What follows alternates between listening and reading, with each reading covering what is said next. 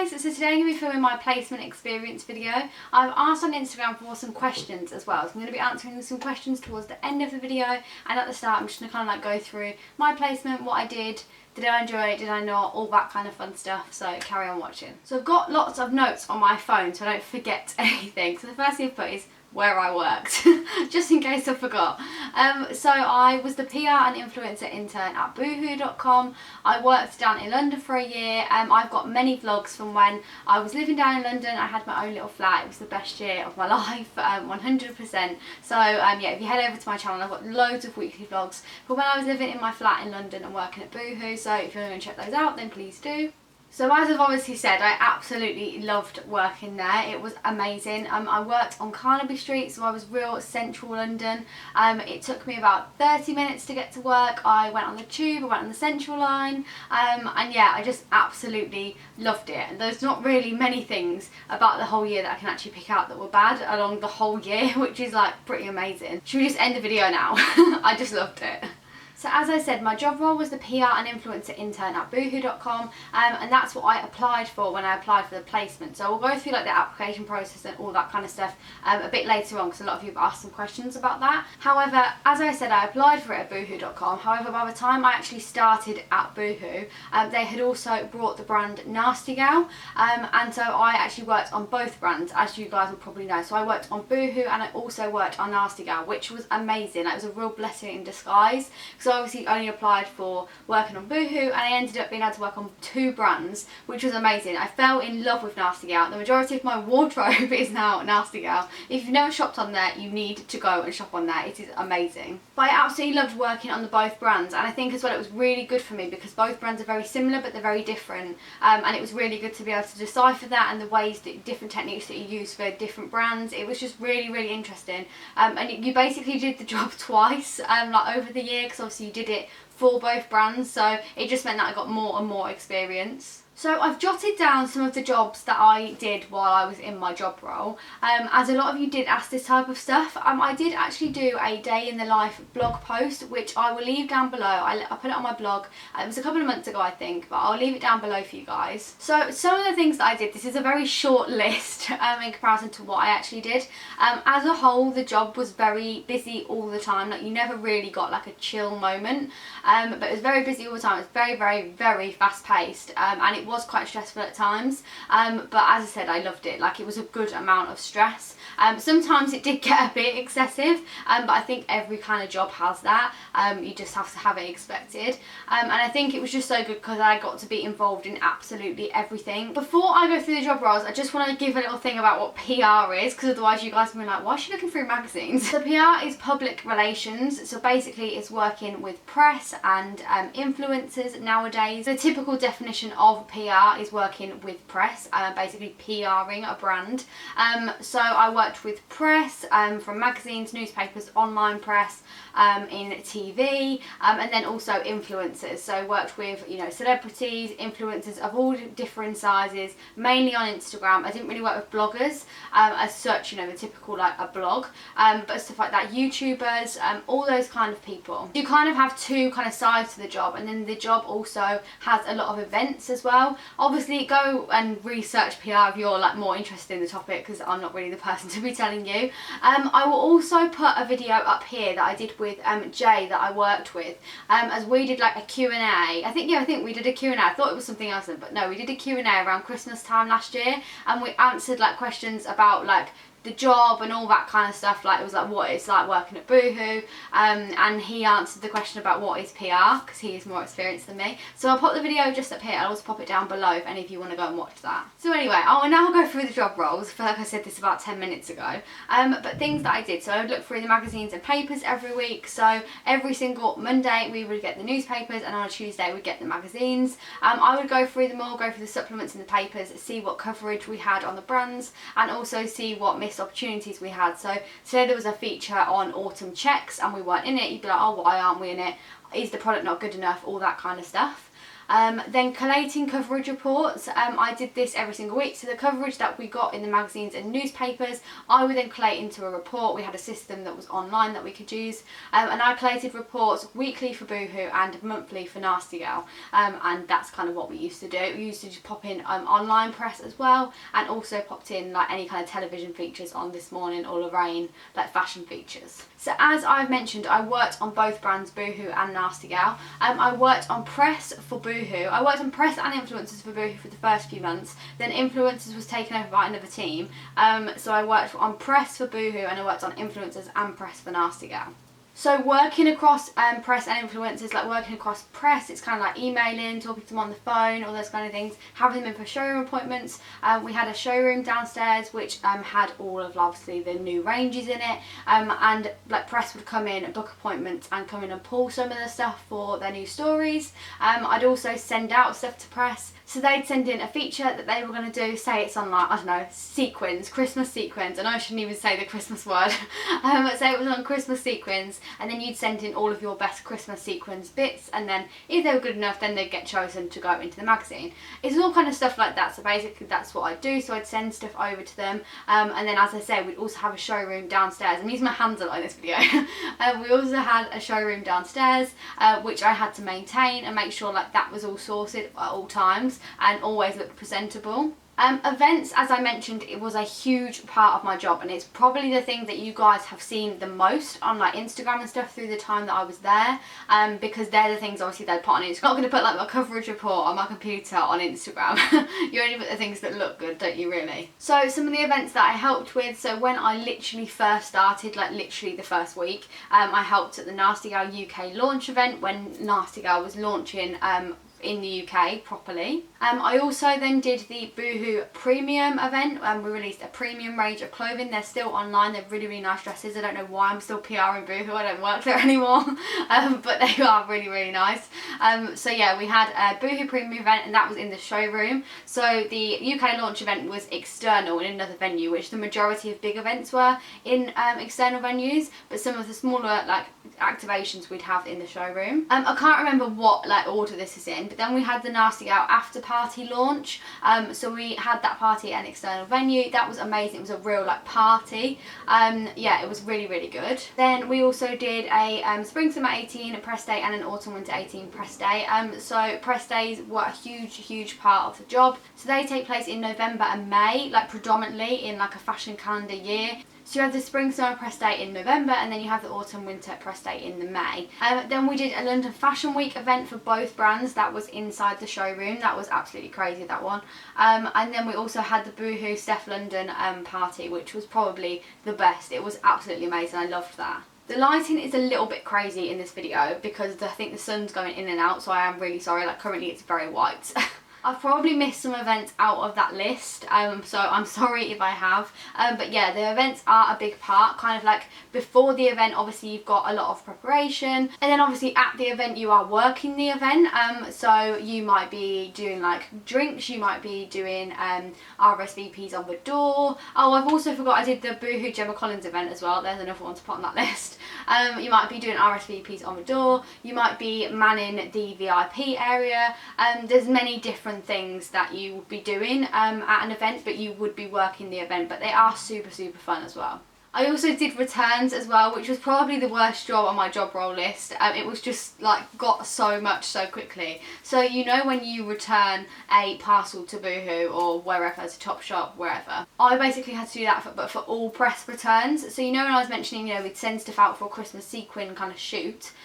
When those Christmas sequins would come back because they didn't want to use them, I would then have to send all that stuff back to the warehouse. And even though it's like, oh, that's not too bad, I don't mind doing a return, yeah, it's like times 1000 because they come back so quickly, but you're also trying to do all your other jobs. So that was probably the worst job, but it was quite comical. Like I think everybody quite sympathised with the situation of returns. Obviously, as I've mentioned, I absolutely loved my placement. I loved going to work. I didn't mind waking up in the morning. Quite obviously you have like good weeks and bad weeks. weeks, and it was quite stressful, but hand on heart, I did overall the whole year absolutely loved it. And I've said many times I would go back in a heartbeat. If I could just someone give me my degree right now, I'd just go back. I think most of it as well was how amazing my team were. I think even through stressful times, we all kind of like powered through together, and it was just a real team spirit, not to sound too like American, but it was just absolutely amazing.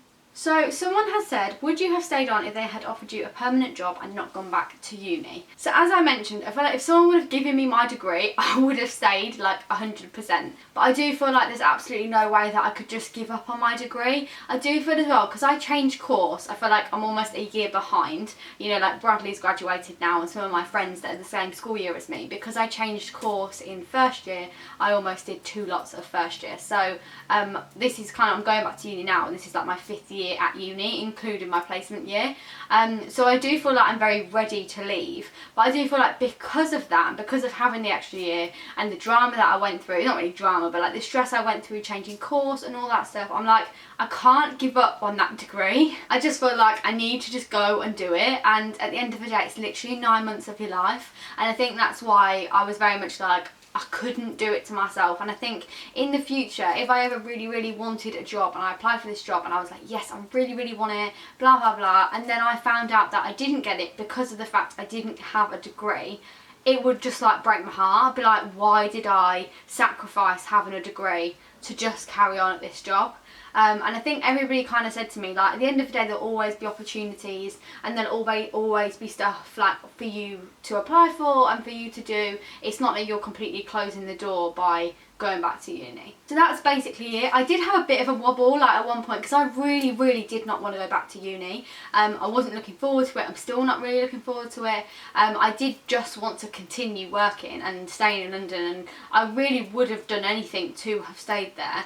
And now thinking about it, I probably could have done my final year part-time or something. Like, that probably would have made like quite a lot of sense if I thought of it at the time, but I never thought of that kind of thing. I was just kind of like, no, I've got to go back. But as I said, I did have a bit of a wobble because of the fact I didn't want to go back. At one point I didn't consider staying and not going back, but I did think that is a possibility, but I kind of talked myself out of it straight away, because as I said, I want that degree. So someone said, did the staff treat you like a member of the team or just a student? I literally didn't feel once the whole year that I was just a student. Like, I feel like the whole year everyone treated me like I was a member of the team. They were all absolutely incredible to me. Honestly, like, I do not have a bad word to say about one of them. Like, literally all of them were amazing to me. And so I feel like, yeah, I was just treated like a member of the team, like a proper member. I got to do so much and I was involved in so much. I wasn't just given the crappy jobs. Yeah, just honestly, like, there was no kind of like, oh, you're just a student, like, go and sit over there. So quite a lot of people have asked, how did you get your placement? So if you are heading into second year now, and you are looking to do a placement, this is kind of how it works, or what I did at MMU. So basically, if you're on a placement kind of year course, obviously people will start talking about placements as soon as you kind of go back. One of my units specifically talked to us a lot about placements, and we did placement prep in like one of our units. We also had a dedicated placement team at MMU, so if you wanted to go and speak to them about anything, or like interview skills or anything like that, then you could go and speak to them. We also had an online kind of system, which is kind of like, it's called Career Hub, I think, and you could log on there and you can look at any kind of placements that MMU have popped on there, and so there's loads of different ones, mainly in Manchester though, and I knew I wanted to be in London. So because I knew I wanted to do a fashion PR placement in London, I kind of already knew what I wanted to do, so I could literally just search for those things. So I literally just started looking on some fashion-y websites. There was a few different like fashion job websites that I looked on, and then which I applied for some on through there, and then I would also just go on to like specific companies, so like Boohoo, New Look, like Pretty Little Thing, I don't know, like, I don't think actually Pretty Little Thing do placements, but you know, like loads of different people, like ASOS. I'd go on there and have a little look whether their placement scheme was open, whether they did one, what placements they did. So obviously I did that on Boohoo. I saw there was one open for an influencer and PR marketing intern in London, and I was like, yes, that is me. That is what I want to do. I'm going to try and keep this bit a little bit short, but I applied for the placement on Boohoo's website. I then got a phone call. I can't remember how long after, but I got a phone call and I had a missed call. And I just rang it back because it was a Manchester number. Manchester number's at 0161 at the start. And I was like, I just rang it back straight away because I was like, oh, it's probably my estate agent, or so many people in Manchester it could have been. So I didn't really think of it. Rang it back and it was Boohoo. I was like, oh, hi. So anyway, and they basically asked me a few different questions, basically like a mini phone interview on the phone. And at the end of the conversation, he was like, I'd like to offer you a place at the assessment centre. So an assessment centre, if you don't already know, is something that you do when you're going for mainly like a placement or a grad job. You don't really do it when you get to like a bit more senior, and as you go on in like normal jobs, you may just go for an interview. But an assessment centre kind of has loads of different parts to it. So in mine, for example, we had a group exercise. We also then had a presentation which was individual, and you did that in front of, I can't remember how many people I had there, maybe like 6 people I think you did it in front of, like all that worked at Boohoo. Some were from HR and some were from like the team that I was going to go into. The presentation was something you prepared earlier as well, like it wasn't on the spot. It was something that you had to prepare before you arrived, and it was a task that you were given about a week before. Not actually a week, it's probably like about 5 days I was given. So you had the presentation, and then you also had an individual interview as well. So that all happened.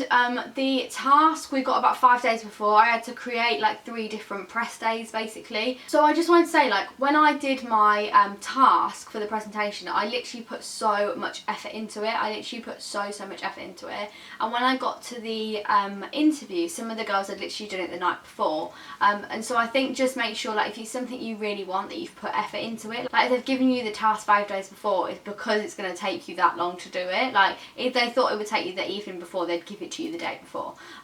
So yeah, just make sure that you like really spend time on like the task that you do, because my presentation kind of showed that I knew what I was talking about, because I'd researched everything and all that kind of stuff. So after all that, which I feel like I haven't really shortened that down, after all that, I then got a phone call about 3 weeks later to say that I got it. I think it was actually a little bit longer, maybe like 3.5 weeks, because I actually thought that I hadn't got it, because there is a question down here which said, how many placements did you apply for before you got the one at Boohoo? And Boohoo was actually one of the ones that I applied for at the start, and was quite lucky that one of the ones that I applied for at the start was one of the ones that I got. But when I thought I hadn't got this Boohoo placement, because when I walked out of the interview, I was like, oh, I thought that went quite well actually, and I felt quite positive. And then it was like 3.5 weeks until I got the phone call, and I was like, oh my god. I was like, seriously, this is so long. So I really thought I hadn't got it, because I thought they would have called me after like a week. So I thought I hadn't got it. So basically I applied for so many in the period between going to the interview and getting the placement. I applied for so many. It was a little bit insane. In regards to the question about how many did I apply for, I have no idea how many placements I applied for. I definitely didn't apply for all that many, not because of the fact I didn't want to, just because of the fact I got Boohoo quite early.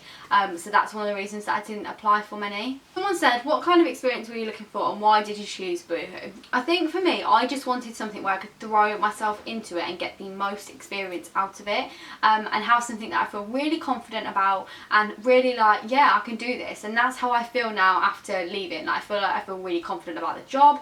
I feel like I can talk about PR for years and years and years, and feel quite confident within it, whereas before I knew what I was talking about, but I didn't feel necessarily confident in what I was talking about. Whereas now I feel like I could go into another business and feel confident with what I'm doing and the skills that I have. I think I chose Boohoo because I really liked the idea of working for an online brand. I really like the fact that it's very fast paced, it's very current.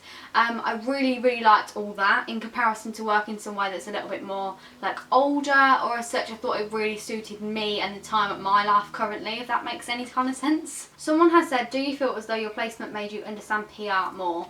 Definitely, like as I just said, like it's made me feel a lot more confident in my skills in PR and how I can talk about it and all that kind of stuff. So I would definitely say It's definitely made me understand it like to a different level almost. I think at the end of the day, to understand anything you need to actually do it, and it's all well and good like reading books and writing assignments and getting a degree in it, not as such as I'm doing a PR degree, I'm doing a business management degree, but it's great to like obviously do all that, and there's no discredit to it in the slightest, obviously I'm doing it, but I think at the end of the day, to actually know and really understand it, you need to actually do the job. So this is the last question I'm going to answer because I felt this video is so long.